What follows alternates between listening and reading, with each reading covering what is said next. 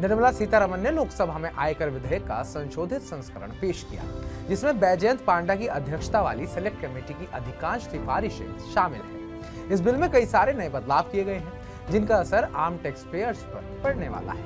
नमस्कार, मैं उत्कृष्ट प्रताप सिंह और आप देख रहे हैं TV9 भारतवर्ष। सरकार ने पिछले हफ्ते 2025 का इनकम टैक्स बिल वापस ले लिया। ये बिल 1961 के पुराने इनकम टैक्स एक्ट को बदलने के लिए था। अब 11 अगस्त को नया ड्राफ्ट पेश किया गया है, जिसमें सभी सुझाए गए बदलाव शामिल हैं, ताकि सांसदों को एक साफ और अपडेटेड वर्जन मिल सके। वित्त मंत्री निर्मला सीतारमण ने संसद में बताया कि हमें कुछ सुझाव मिले हैं, जिन्हें शामिल करना जरूरी है, ताकि कानून का सही मतलब सामने आए। इसमें ड्राफ्टिंग की गलतियां ठीक करना, वाक्यों को व्यवस्थित करना और क्रॉस रेफरेंसिंग जैसे बदलाव शामिल हैं। उन्होंने कहा कि पुराना बिल इसलिए वापस लिया गया ताकि कोई कंफ्यूजन ना हो और नया ड्राफ्ट 1961 के एक्ट को बदलने की बुनियाद बनेगा। सेलेक्ट कमेटी की ओर से न्यू इनकम टैक्स बिल को लेकर कई सारे सुझाव दिए गए हैं। 31 सदस्यों वाली संसदीय सेलेक्ट कमेटी ने पिछले महीने अपने 4575 पेज के विस्तृत निष्कर्ष प्रस्तुत किए हैं। उनकी सिफारिशों में छोटी मोटी एडजस्टमेंट और 32 महत्वपूर्ण संशोधन शामिल हैं। चलिए आपको कुछ प्रमुख संशोधनों के बारे में बताते हैं। अगर कोई व्यक्ति शेयरों से प्रत्यक्ष या अप्रत्यक्ष लाभ प्राप्त करता है, तो उसे कर वर्ष में हुए नुकसान को आगे ले जाने की अनुमति होगी।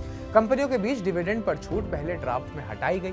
डिविडेंड छूट को फिर से लागू करने का सुझाव है। साथ ही नगरपालिका कर कटौती के बाद 30% की मानक छूट देने और किराए की संपत्तियों के लिए फ्री कंस्ट्रक्शन ब्याज छूट को बढ़ाने की बात कही गई है। आसान भाषा में समझें तो इस बिल को आम आदमी के हिसाब से दोबारा लाया गया है।